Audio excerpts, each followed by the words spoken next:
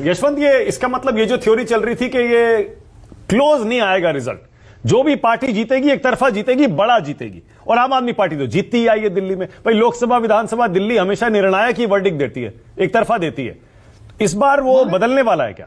नहीं मानक, ये आप अभी भी नहीं कह सकते हैं। कारण ये है कि ये वोट और सीट का गणित बड़ा विचित्र होता है।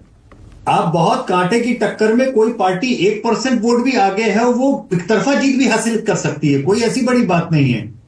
विजय जी ने लंबे समय तक राजस्थान में काम किया। आप इनसे पूछिए, राजस्थान में हाल फिलहाल की आप स्वीप्स को छोड़ दें, उस तरीके की वोट शेयर का मसला हमेशा 1% 1.5% का ही होता था, लेकिन जीत सीट में हमेशा एक तरफा होती थी किसी एक पार्टी की।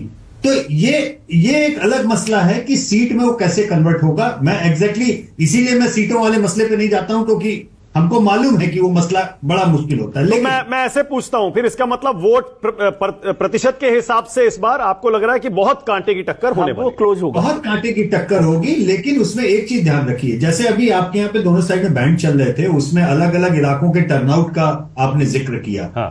अब उन टर्नआउट्स पे निगाह रखिए मानक जी, क्योंकि आपके दिल्ली के जितने भी 11 जिले हैं, सिंह साहब ज्यादा बेहतर इसको जानते हैं कि उसमें कंपोजिशन जो है डेमोग्राफिक्स का वो बहुत अलग अलग है। कुछ जगहों पे मतलब जो झुग्गी वोटर है वो अच्छी तादाद में है, निम्न आय वर्ग के लोग अच्छी तादाद में, माइनॉरिटीज वो ब्लॉक अलग है। कुछ ब्लॉक में middle class, upper middle class अच्छा खासा है, मेजॉरिटी वोटर है। लेकिन टिपिकली स्पीकिंग उन सभी सीटों पे टर्नआउट बहुत कम होता रहा है।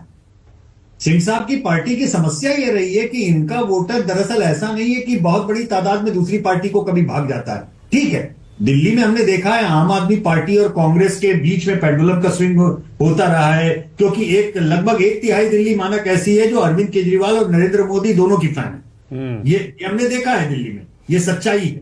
ठीक है ना। आम आदमी पार्टी के भी नेता जानते हैं कि वो खुद भी ये प्रचार करते हैं कि ऊपर मोदी को दे दो, नीचे केजरीवाल को दे दो, वो भी प्रचार करते हैं, उनके पोस्टरों में भी कई बार देखा गया है। लेकिन मुख्य बात यह है कि टर्नआउट अगर इस बजट से उत्साहित होकर मिडिल क्लास का बढ़ता है तो वो बीजेपी के लिए फायदे का सौदा है।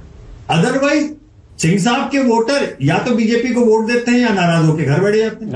बड़ी तादाद में इनके वोटर ऐसे भी होते हैं, इंटरेस्ट नहीं होता तो घर बैठ जाते हैं। तो दुखी भाई 98 में जो हारे थे उसके बाद से अभी तक बीजेपी की जो नब्ज, जो दुखिया नब्ज है दिल्ली की, वो यही है। या तो भाई लोग छुट्टी मनाने के लिए वीकेंड पे चले जाते हैं, 3 दिन की छुट्टी लेके शिमला और मसूरी घूमने के लिए, या फिर वोट नहीं देते, घर बैठ जाते हैं।